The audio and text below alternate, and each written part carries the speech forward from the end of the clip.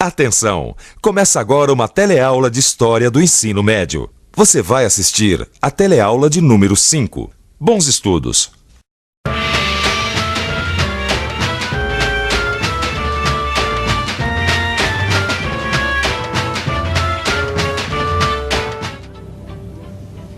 Eu sou do signo de Touro. Quero dar uma olhadinha como está meu horóscopo aqui nesse jornal. Os taurinos estão mais leves, inteligentes, atraentes e originais. Estarão também hábeis na arte de ganhar dinheiro e vantagens sociais. Tá bom. Você acredita em horóscopo? Mesmo quem não acredita em horóscopo costuma dar uma olhadinha no horóscopo dos jornais. Vamos conferir? Você costuma, às vezes, consultar o seu horóscopo no jornal? Ah, sim. Consulto. Você tem ideia de onde vem esse costume de consultar os astros? Não tenho. O costume de consultar os astros é muito antigo. Começou na Mesopotâmia e é exatamente este o tema da nossa teleaula de História Geral de hoje. Você vai conhecer uma região onde muitos povos viveram, construíram e conquistaram impérios e onde estão as raízes de uma cultura que é nossa também. E vamos começar a teleaula de hoje com uma pergunta. O que quer dizer Mesopotâmia? Mesopotâmia é uma região do atual Iraque, que significa região entre rios.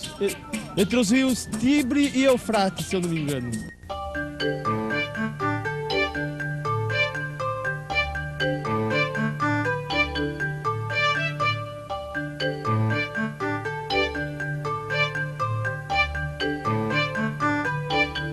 Em grego, mesos quer dizer meio e potamos quer dizer rio. A junção das duas palavras deu Mesopotâmia, ou seja, região entre rios. A Mesopotâmia fica no extremo oeste da Ásia, entre os rios Tigre e Eufrates. Essa região é conhecida como Oriente Médio, diferente do Extremo Oriente, onde ficam a China e o Japão. Os rios Tigre e Eufrates nascem nas montanhas da Armênia, percorrem a Mesopotâmia e desembocam juntos no Golfo da Pérsia. Bagdá, Iraque. Queridos pais, já comecei a trabalhar nas sondas de petróleo. Quem vê a Mesopotâmia hoje não imagina que ela possa ter sido tão importante no passado. Apesar de possuir uma das maiores reservas de petróleo do mundo, é uma região pobre, estéril, coberta de pântanos e deserto. Mas nem sempre a Mesopotâmia foi estéril. Os vários povos antigos que habitaram a região construíram uma grande rede de canais para aproveitar as enchentes dos rios. Eles cultivaram cereais, frutas e criaram gado. Essa terra fértil estava cercada por países pobres e desérticos. A Arábia ao sul, o Irã a leste, a Armênia ao norte e o deserto da Síria a oeste. Não foi à toa que todos os povos da antiguidade quiseram ser donos dessa rica terra. A disputa pelo poder da Mesopotâmia se deu basicamente entre dois grandes grupos de povos, os árias e os semitas. Esses povos não eram tão diferentes do ponto de vista de raça, e sim de língua. O grego e o latim são línguas que vieram dos árias. O hebraico e o árabe vieram dos semitas. 3.500 a.C., um povo chamado Sumério vem da região do Cáucaso, invade a Mesopotâmia e domina seus primeiros habitantes, os Elamitas. No sul da região, os sumérios se fixam. Para eles, acabou a vida nômade de deslocamentos constantes. Os sumérios criaram um modo de vida que seria adotado por todos os povos que conquistaram a região depois deles. As cidades-estado faziam parte desse modo de vida. A cidade-estado tem o seu próprio governo e funciona como um pequeno país. A cidade-estado suméria era governada por um rei sacerdote, o Patesi. Ele era o representante dos deuses entre os homens. Olha, Gil, o Vaticano é um exemplo moderno de cidade-estado. Tá vendo? Ele funciona como um país independente, só que fica dentro de Roma, na Itália.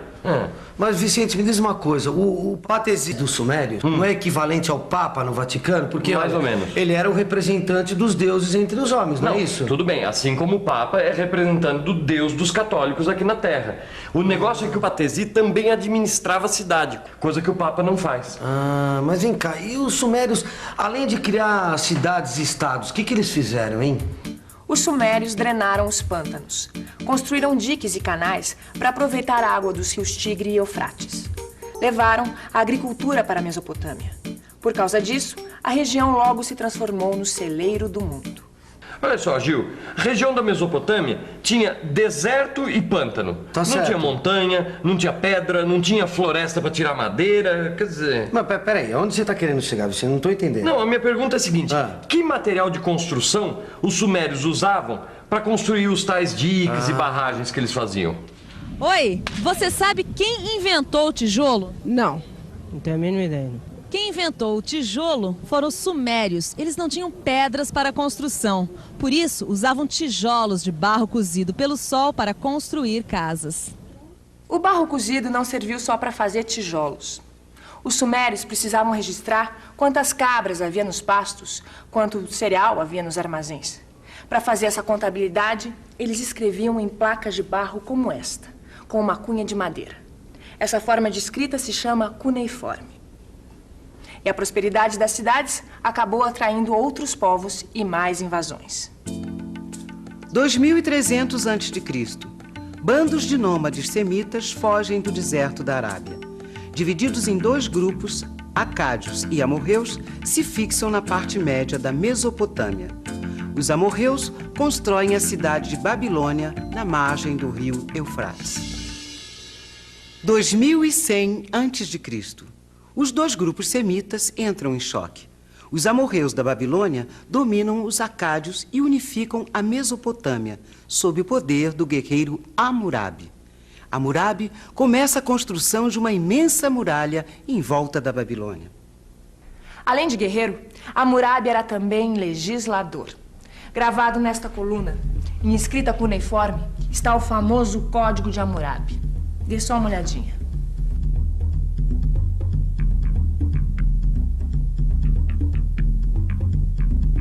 Você sabe o que é um código? Código Civil Brasileiro, Código Eleitoral, Código de Defesa e Proteção ao Consumidor. Mas afinal de contas, o que é código? Ah, não sei. É um conjunto de leis. Um código é um conjunto de leis. Um código é um conjunto de leis. Elas dizem o que as pessoas podem ou não podem fazer. O Código de Hammurabi foi o primeiro código social e político da antiguidade. O Código de Hammurabi se baseava no princípio olho por olho, dente por dente. Se alguém matasse uma pessoa da minha família, eu tinha o direito de matar uma pessoa da família dela. Hoje em dia, nós não resolvemos mais os conflitos de interesses fazendo a justiça com as próprias mãos. Esse poder pertence ao Estado. Mas enquanto a Mesopotâmia progredia, as guerras de conquista continuavam. Agora é a vez dos árias. 1900 a.C. A região dos semitas é invadida pelos hititas que vêm do Cáucaso. Os hititas arrasam a cidade de Babilônia, seguem viagem e acabam se fixando na Ásia Menor. Em seguida, vêm os mitânios, que se fixam ao norte, e, na sequência, os cassitas. Os cassitas vão dominar toda a Mesopotâmia por mais de 6 séculos. Os árias só conseguiram tomar a Mesopotâmia dos semitas porque tinham 2 trunfos, o ferro e o cavalo.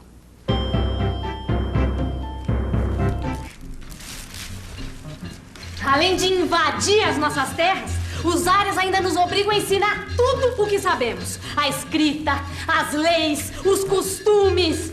Mas a gente aprende muito com eles, mulher. O quê? Eles não perdem por esperar. Ainda há pouco cheguei do campo a cavalo. Muito mais rápido do que o boi, até para puxar arado. E as armas deles, então, muito mais resistentes que as nossas. E são de bronze. As deles são de ferro. De ferro!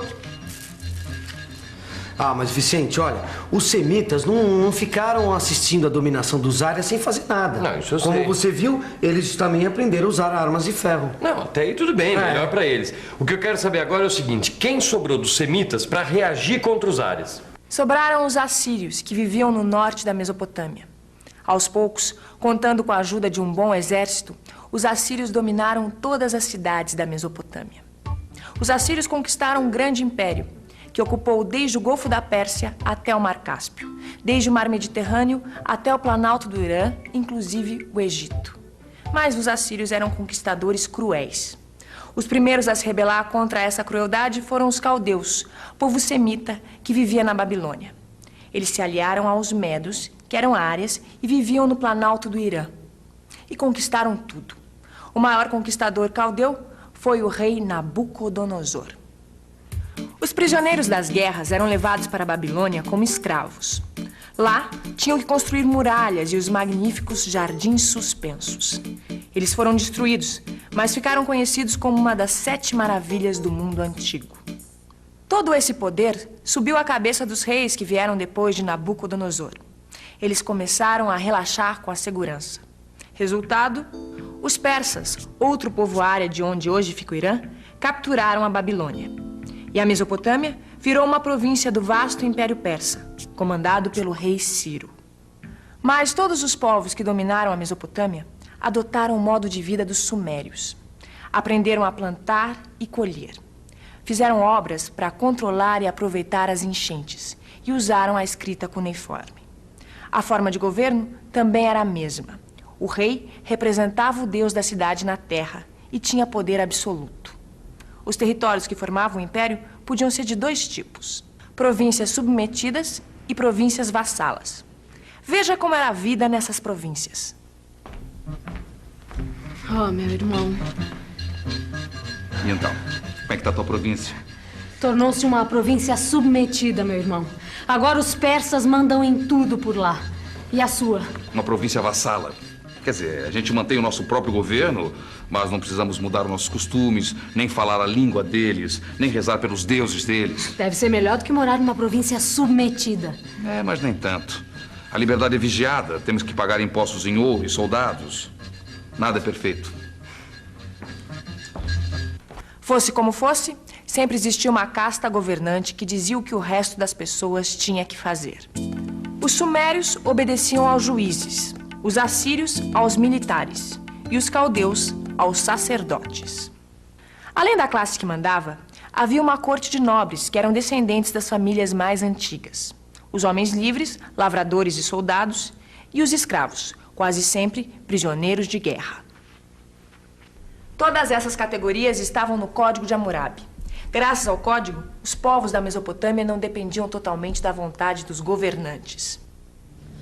Os mesopotâmios não dependiam totalmente da vontade dos governantes. Eles acreditavam depender da vontade dos deuses. Eles eram politeístas. Mas a Igreja Católica é monoteísta ou politeísta?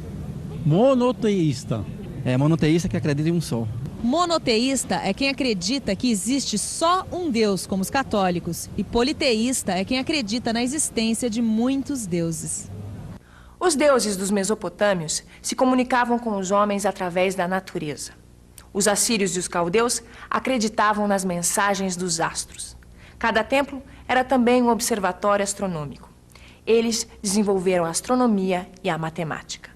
Oh, e ainda por cima, hein, Vicente? Eram grandes construtores, hein? Cada palácio, rapaz. E tudo construído de tijolo de barro. Engraçado, né? Como é que uma civilização tão complexa começou de tão pouco, né? Pois é. Vamos verificar isso na revisão. Vamos lá? E atenção, se liga aí que é hora da revisão. Na teleaula de hoje, você conheceu uma região entre rios onde estão as raízes da nossa cultura, a Mesopotâmia. Antigamente, a Mesopotâmia ficou conhecida como o celeiro do mundo. Por isso foi muito disputada, e da sua história fazem parte vários impérios e conquistas. O modo de vida e a cultura que prevaleceram sempre na Mesopotâmia foram os dos seus primeiros conquistadores, os sumérios. Os sumérios contribuíram para as civilizações da Mesopotâmia antiga com a escrita, a forma de governo, a organização social, o soberano absoluto e o politeísmo. Esta deusa de barro cozido representa um povo que tirou do barro uma civilização que se manteve independente por mais de 1000 anos. No seu livro de estudos, você vai encontrar mais detalhes sobre os sumérios. Conheça as nossas raízes e até a próxima teleaula.